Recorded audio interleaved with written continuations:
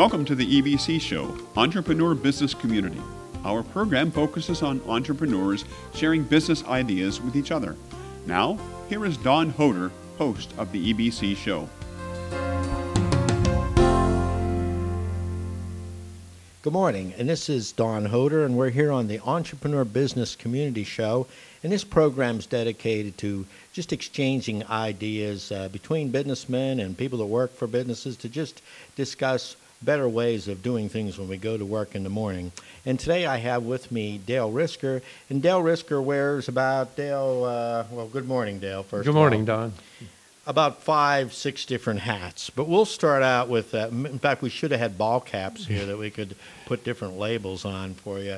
But we'll start out with Dale being the president of the Southpointe Marcellus Shell Chamber of Commerce. You want to throw that hat on? We'll see if it fits today. Okay, great. Well, what we wanted to talk about, just before the show opened up, Dale and I were bantering around about some ideas, and we realized that in Pittsburgh or Western Pennsylvania, there's a different way of doing business than there is in other areas of the country. Do you think that's true? Exactly. I agree with that 100%, Don. I've actually participated in businesses and doing some deals in other parts of the country as well as the world. Actually, you've gone worldwide. Yeah, I have, yeah. And Pittsburgh, Western Pennsylvania, it actually of doing business, and I find it quite refreshing. A lot of the times that some of the other people in different parts of the country, they're just strictly business. Sure. And here we're kind of back home, down the little folks here. Yeah, down the earth, so to speak, and we get a lot accomplished. Well, what Dale and I did was having operated a chamber, and this goes, obviously the whole Western Pennsylvania, tri-state wide actually, into Ohio and West Virginia. We all seem to do business the same way, and we noticed that there were 3 criteria for business men who come into the area and want to give a proposal or a sales pitch to someone in the community, in the business community. And we'll start off with the first, which is number 1, where is your business located? That's probably the first question, and probably sometimes the hardest question to answer if you have more than one business and you're talking about more than one business. But that's a good question. Everybody wants to know where your office is, how many people you have working for you. And it doesn't even matter whether you're in a double wide, a TP, or you're on the 50th floor of the U.S. Steel Building. There's just a pigeonhole mentality that we want to know where you are and where can I find you. We have to mentally put you in a spot. What you say? Yeah, that's exactly the way that most people look to address it to. Now, if you work out of a van, it's a little harder to do. Yeah, but yeah, I would think so. Yeah, it would be. But so the first question they're asking, when you walk into a proposal or an opportunity to pitch a product, service, or product, you have to realize that one of the first things this person across the desk, and he doesn't always ask. He's a little shy, but he wants to know, where is he coming from? Did he drive from Monroeville? Did he fly in? Did he come in by horseback? How did he get here? Well, I think that has a lot of merit. If you're going to do business with somebody, you want to know how long it's going to take to set up a meeting or to get together for lunch or after work to discuss plans. It sets the time parameter. Exactly. Is what it does. Yeah. And I didn't realize that until I had a contractor out of West Virginia, and I said, well, let's talk about the warranty. And he said, well, my warranty is knowing where I can drive my pickup truck into your front door if it doesn't work right. And that's when I realized he wants to know where you are. He wants to knock on your door. Well, that's meaningful sometimes when you have a product that's not working. And a lot of times on the internet, you have a problem, and suddenly you can't nail down the person you've been talking to. Suddenly he doesn't work for the company anymore, or there are 29 operators taking your information, and you just can't figure out, well, I talked to Joe. Well, Joe's off today. He's off this week, or he was transferred to another department. And that goes a lot for smaller companies, because a lot of the problems with larger companies, they're full service, but the bottom line is, I just want to talk to Joe when I have a problem. Well, that brings up a good point. I know myself, occasionally I've had a problem, and it seems to be on the tech end, which I'm not real techie, but you'll get on the phone, and the first thing you know, you're talking to somebody in another country in a different time zone. So that gets to be a little bit difficult sometimes, and when you're wanting to pick the phone up and get an answer and get the problem solved today, not sure. next week. Absolutely. The second point was, the second question is asked is, who have you done business with? That seems to be the big question. Who have you done business with? And I call that name dropping. Well, perhaps I think sometimes people are looking to build credibility and confidence in you and for their self when they ask you that business. It's something that I ask quite frequently. Sure, and it goes even further as far as referrals and the opportunity to just say, hey, I'll call that person and see what they have to say about you and your business.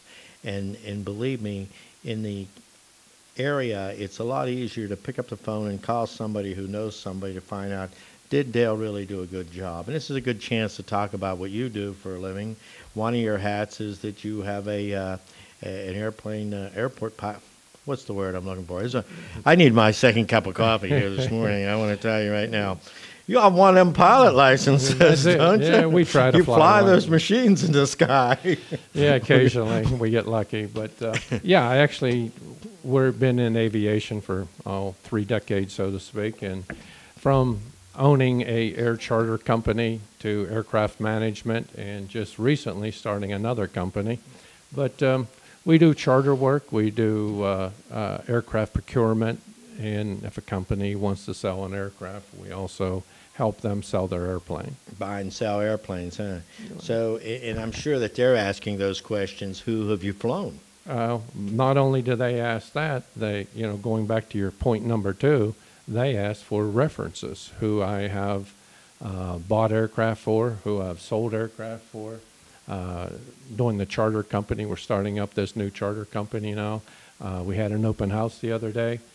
It was probably the most frequent question, who have you flown in the past, and kind of the secondary question, well, have you flown anybody famous?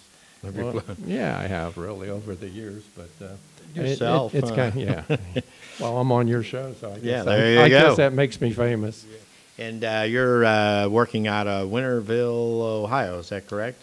Correct. But that doesn't matter. You can fly up to Pittsburgh, pick up somebody at Allegheny Airport, and take them to where? Well, basically, we can provide aircraft to fly anywhere in the world, but we're kind of focusing here on the oil and gas because we see a big niche here, and 600-700 miles as far as the charter with a particular type of plane that we're using that we have based down there. It's a Cessna Caravan. It's not a Learjet, but we can provide Learjets. But it's a. Want to go faster? That's it. This particular it's like a pickup truck on steroids. It has a big cargo door. It has air conditioning, but it's not real fancy. But it can haul a ton, haul 5 or 6 people. Nice seats, comfortable, air conditioned, but. For the oil industry, we're picking up a lot of drill bits and things that need to be in a timely manner out and back. Not only that, but a lot of people don't realize that the difference between a jet and a turboprop for shorter hauls, where you're just jumping over to Cincinnati or somewhere like that, to Columbus, Ohio, it almost doesn't matter. It might be a 20-minute difference on the Not trip. even. For example, from here to D.C., Baltimore, that's a good example. In a jet, you take off out of Pittsburgh here or somewhere out in Ohio, and when you get over the mountains, you have to be sequenced, and they put you right in with all the other jets, and sometimes they'll fly you 15, 20 minutes out to sequence you, and if you fly out in the turboprop, you cross over the last mountain ridge and they're letting you down, and you can actually slide in there before the Learjet that took off at the same time. Because of the auxiliary smaller runways. Well, that, and you're just much easier to handle. You're going a lot slower and lower, correct. Good. Well, hey, we're going to take a break now, and with that, we'll come back and tell you the third difference in how businesses operate and proposals are put together in Western Pennsylvania. So this is the Entrepreneur Business Community Show, and we'll take you over to a commercial. You've been listening to our program and wondering how you can meet other listeners and businessmen in the area. We have two events coming up. One is May 16th from 5 to 7 p.m., and that's an evening of networking, cocktails, and hors d'oeuvres, and that's at Burska Drive in Bridgeville. And you can attend that by going to shopsouthpointe.net. That's shopsouthpointe.net, and click on the free event. Also, we have a networking lunch, which is May 24th, and that's at Bella Sarah's, and that's located just outside of Southpointe, May 24th, 11:30 in the morning. This is a lunch, and it'll last for an hour or two, depending on how long you want to stay. And you can also go to shopsouthpointe.net. That's SHOPSOUTHPOINTE. That's an E on the end, .net. That event is $13 for members and only $25 for non-members. We'll see you at both events. Hi, and this is Don Hoder with the Entrepreneur Business Community Show, and I have with me today Dale Risker. Dale Risker, as we were saying, wears many ball caps, and we just were wearing the airplane pilot ball cap, right?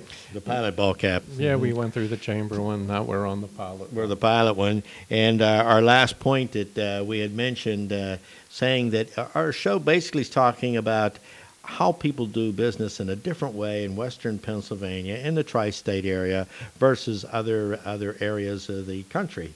And our last point was that, first of all, let's summarize it. The first question is, who have you done business with?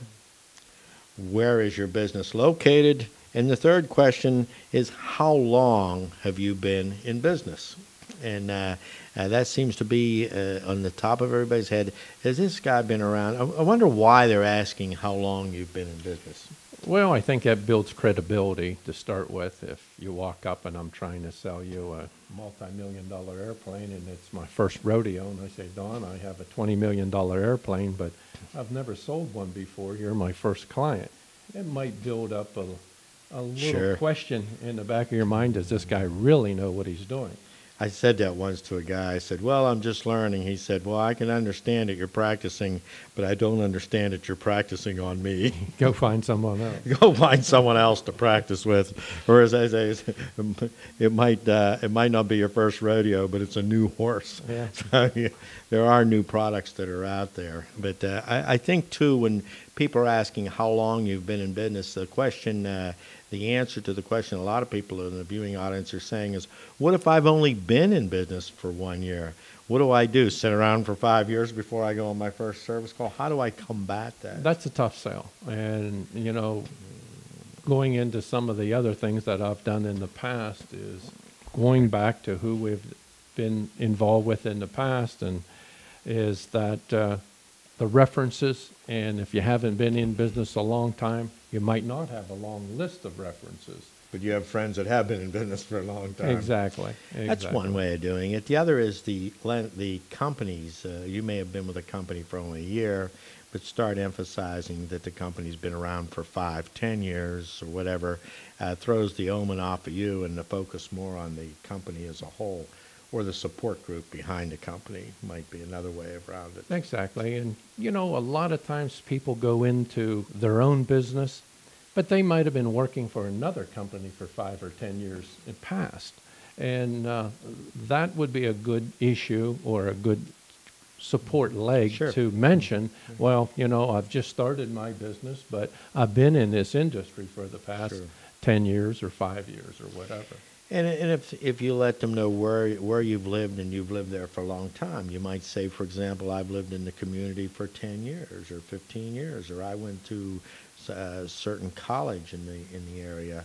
Then they know you're here to stay for a while. The tough nut to crack is the person that just moved into the area, just started his own business, and and it's a new business that he was never in before. Well, I think we've heard. He's got trouble, huh? Yeah. Well, I think we've heard, maybe justifiably so. I think we've heard some tragic stories of companies coming into town, home repairs, and as listed as one, and they do some repairs and they move back out of town and Never see him again? correct. Yeah. Never see him again? No warranty and so on and so forth. So, you know, a fellow that just comes into town, as you mentioned, and without being in the community and the people knowing him personally, I think that means a lot, particularly here in Western Pennsylvania.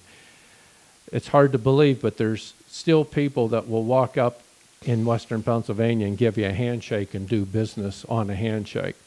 There's not too many places in the country, or perhaps in the world, that'll do that. You will walk up and shake hands with a gentleman, and you feel comfortable with it. Well, that's a good subject to get on, and that would be how do you put together businesses with people that you've known for a long time, and you really don't want to put paperwork together, but yet on the other hand, you could shake hands with a person, and God forbid one of the two would be in an accident.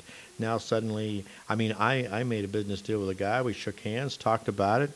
The poor guy passed away. He just passed away unexpectedly, and the verbal agreement was gone. Yeah. The family said, "I have no idea what you're talking about." So it's a touchy subject. It is, and you know, I'm not recommending to go out into big business deals without having the correct legal paperwork established, but perhaps if a person tells me, hey, I'm going to need a jet tomorrow, and I bring a jet in, a lot of the times here that I feel comfortable with that person, I won't ask for the deposit ahead of time or whatever. Other parts of the country, if someone's asking me to bring an aircraft in, I have to have the deposit up front. It only makes good sense to do that. Anything can happen to cancel. And you know what? We're going to switch hats with you again. We're going to get the third ball cap out. And a lot of listeners do not realize that Dale has a franchise, and it's a soft serve franchise. And that brings about the subject of counter service, or just customer service in general when you walk up to the counter. And would like to talk a little bit about do's and don'ts, and we'll get back to that. And this is our pet peeve section of the show, where you walk up to the counter and certain things don't happen, like they don't acknowledge you, things like that happen. But let's take a quick break. We'll get back and we'll talk about we'll call it counter business etiquette. Does that sound good? That sounds like a good lead in. Yeah. Yeah, we could work that into our name here, EBC, huh? Yeah. Counter business, oh well. Or maybe, anyway. Or maybe customer service. All right, we're reaching. Time for the break. Want to be a guest on our show? Our program focuses on your successful ideas and concepts as they relate to our listening audience. We'd like to know more about your personal life and how you chose your career. Someone said, a compelling story, told to the right listeners in an exciting, truthful way, leads to success that is helpful to all. Be a guest on our show by contacting our program manager, Don Hoder, at 724-873-7777 or email at don@southpointe.net. This is Don Hoder, and we're on the Entrepreneur Business Community Show, and I have with me Dale Risker, and we were going through the many different businesses that Dale owns, and we're going to go back to that too. Why do you own so many different businesses and not just one? But we'll hold that thought for later on. That's a good question. That's a good question. But what we were talking about is sales counter etiquette, and let's extend this out a little further, because there are listeners that say, well, I don't work at a sales counter. What would that have to do with me? But that same etiquette holds true whether you're at a selling counter, or you're answering the phone, or you're at a networking event, chamber event, something like that. So I think the same rules hold true, but it's more evident when you walk up to a counter and you're actually asking for a product. In your case, it's soft serve, because you have a soft serve store and you train your girls, guys, what do you call them? Yeah. Soft serve people? Yeah, people, correct. Soft serve servers. Yes. And what are some of the key points that a lot of businesses miss, and sometimes we just have to go back to the basics. So what is it that they're missing whenever you just walk up to the counter? Well, I think all of us, you, myself, and probably our listeners, we've all experienced good servers, and I think we've all experienced bad servers.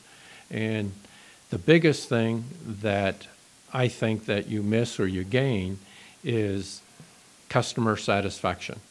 If you have a bad experience with any type, ice cream, dry cleaners, whatever it may be, if you walk up and a person just is rude or doesn't have a pleasant smile or does not greet you properly, we're there to buy their product. We really don't want to be abused or mistreated. So getting back to the positive side of it is I try to train all of our people. Well, when you walk up, the first thing you do is greet a person. You have a smile on your face. Hi, how are you? If you're not feeling good, leave that at home.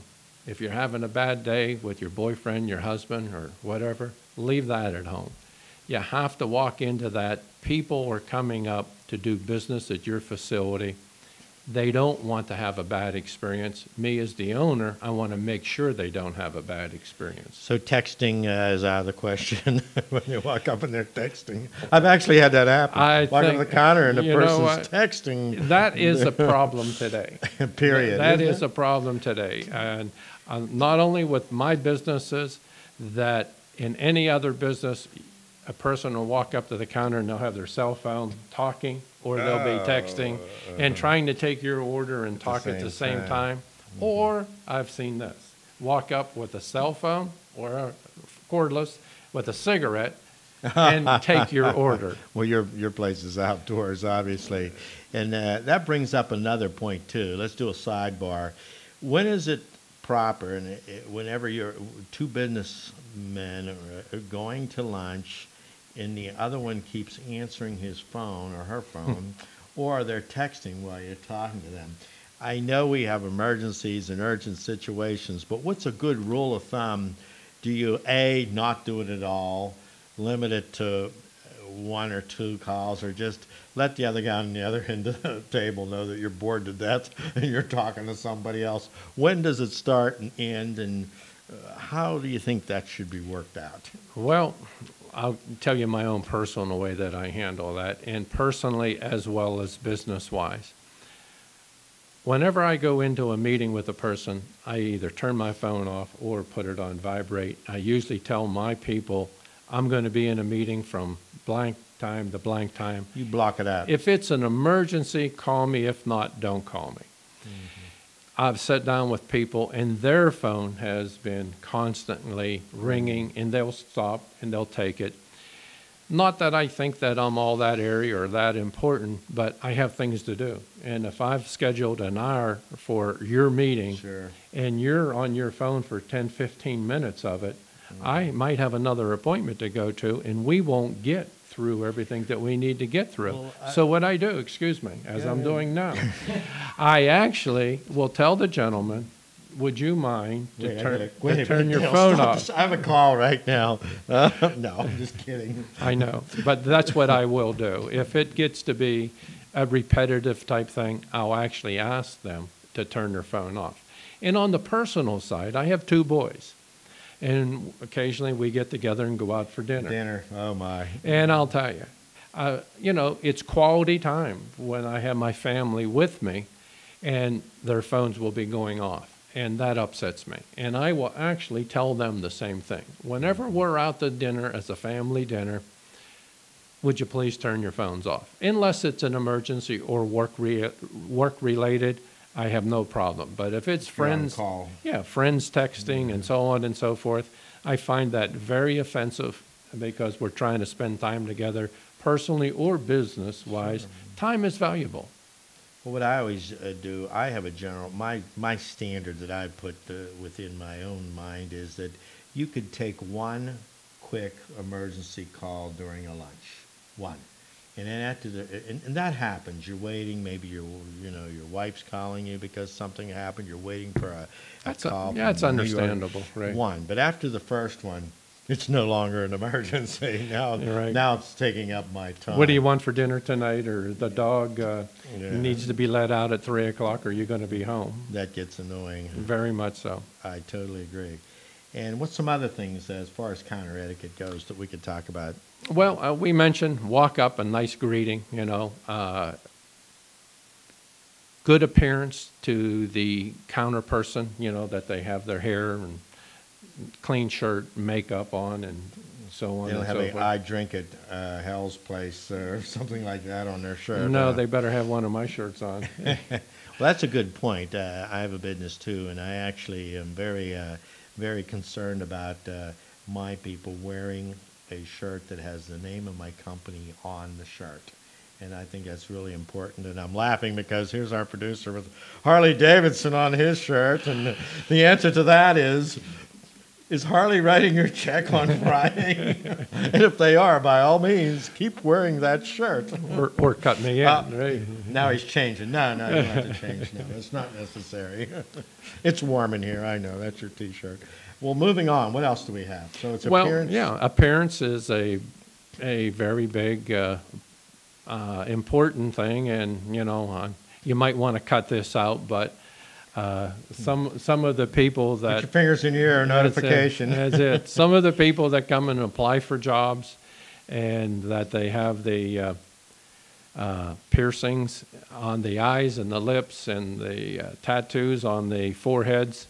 I have to admit that it makes a difference whenever that I'm interviewing. Could be annoying. I was thinking about putting one here just to keep my car keys here so I don't lose them. Well, So that'd be a good place for you, probably. Then I'd hear them jingling all the time. But you have to realize those people are representing your business. And particularly in the ice cream business, it's a family-oriented type thing. You have a mother and a father coming up with little kids, and you might have somebody there with things sticking out of their lips or their Tyson eyes. tattoos either. I try not to go there. It's very difficult today what you can ask and what you can say, but the bottom line is, to me personally, that still makes a difference whenever I'm interviewing a person. I was thinking about getting a tattoo. I was going to get a foot roller on the side of my arm. That way I'd always have a tape measure with me. I thought maybe that'd be a useful tattoo.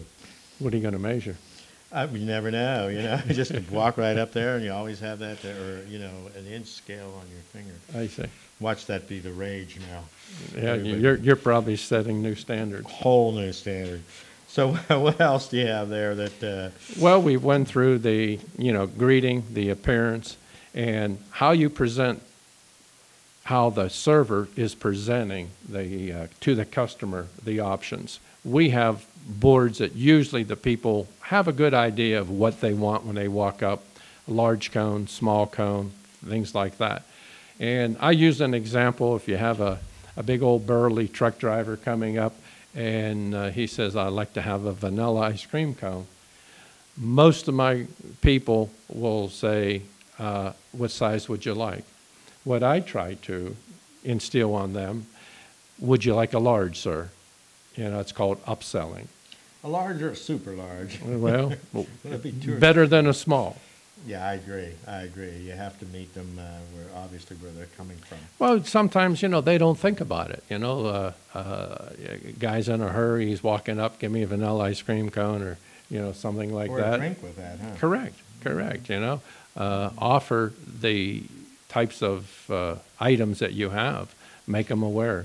And then the last item was just asking them to come back. But we're going to finish that up soon. I just got a notification from our producer here who's waving his Harley jacket at me to we got a break. Go on a break. Up. So with that, we will be right back. Thank you.